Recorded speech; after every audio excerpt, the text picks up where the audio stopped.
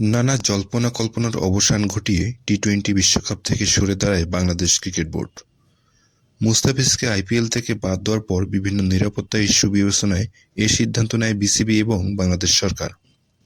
চূড়ান্ত সিদ্ধান্ত নেওয়ার দিনে আরেকটি গুরুত্বপূর্ণ তথ্য দেয় বিসিবি। বিসিবি থেকে জানা যায় সাকিবকে দেশে ফেরাতে চায় তারা। সাকিবকে দেশে ফেরানোর কথা শুনে ভক্ত সমর্থকদের মনে খুশির জোয়ার বইছে।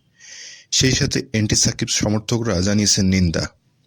সাকিব ইস্যুতে বারবার কথা বলা অনলাইন অ্যাক্টিভিস্ট পিনাকি ভট্টাচার্য আবারও কড়া সমালোচনা করেন। তিনি বলেন, বাংলাদেশ ক্রিকেট বোর্ড কর্তৃক সাকিবকে জাতীয় দলে ফিরিয়ে আনার উদ্যোগ একটা স্টান্টবাজি এবং বিশ্বকাপে অংশগ্রহণে ব্যর্থতা আড়াল করার চেষ্টা। তিনি সাকিবকে বাকশালী এবং দালালের দোসর হিসেবে আখ্যায়িত করেছেন এবং 5 আগস্টের পর তার অবস্থান নিয়ে প্রশ্ন তুলেছেন।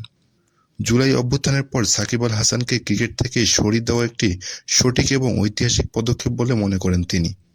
তিনি সাকিবের সাম্প্রতিক কর্মকাণ্ডকে কাঁঠাল রানী বন্দনা বলেও উল্লেখ করেন।